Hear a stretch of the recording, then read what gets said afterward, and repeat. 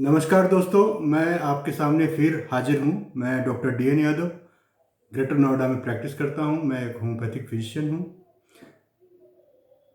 पूरे कोरोना के पीरियड में, जब से कोरोना स्टार्ट हुआ तब से हमारी क्लिनिक्स ओपन रही हैं और कोरोना के मरीजों को लगातार हमने देखा है और इस पूरे ट्रेंड को हम फॉलो करते हैं। जैसे कि डेल्टा वेरिएंट में हमने देखा था कि बीमारी कितनी सीरियस रही और बहुत सारे लोगों ने अपनी जान गंवाई। तो ओमिक्रॉन वेरिएंट फिर से हमारे दिल्ली NCR रीजन में एक्टिव हो चुका है। लेकिन मैं आप लोगों को एक बात बताना चाहता हूं कि आप बिल्कुल भी पैनिक ना होएं, बिल्कुल भी इसको लेके टेंशन में ना आए।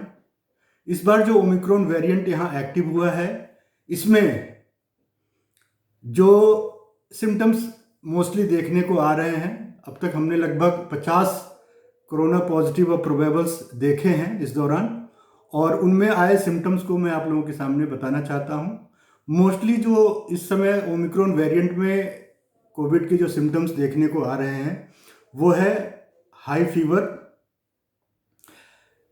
बहुत ही severe headache, sore throat, body pain, माइल्जिया।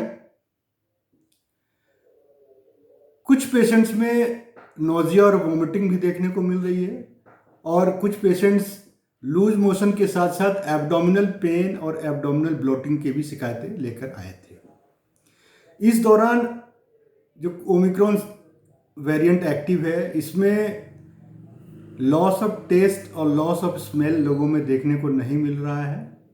मुंह का टेस्ट बिल्कुल ठीक है पेशेंट्स में और ब्रीदिंग की प्रॉब्लम उतनी ज़्यादा नहीं है। ड्राई कफ तो है लेकिन ब्रीदिंग की ट्रबल उतनी ज़्यादा नहीं है जितनी कि डेल्टा वेरिएंट में देखने को मिल रही थी। तो इस दौरान जो सबसे ज़्यादा सतर्क रहने वाले, जिनको सतर्क रहना चाहिए और प्रिकॉशंस लेना चाहिए, गवर्नमेंट की गाइडलाइंस फॉलो करनी चाहिए, physical distancing, hand sanitisation, mask का उपयोग करते रहना चाहिए गवर्नमेंट की गाइडलाइंस के अनुसार, और उसके साथ साथ होम्योपैथिक प्रिवेंटिव दवाइयाँ भी लेते रहना चाहिए।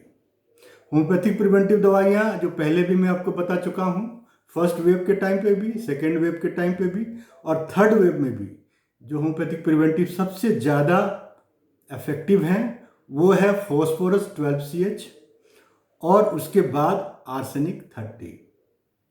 तो इन दवाइयों को लेके आप इससे बच सकते हैं। उसके पूरे डोसेज शेड्यूल हमने पहले वीडियोस में शेयर किया हुआ है, आप हमारी पिछली वीडियो देख के उस पर जानकारी प्राप्त कर सकते हैं। या अगर आप ग्रेटर नोएडा NCR रीजन में रहते हैं तो आप हमारी क्लिनिक पे भी आके प्रिवेंटिव दवाइयाँ ले सकते हैं और उनके बारे में डोज की गाइडलाइंस आप प्राप्त कर सकते हैं।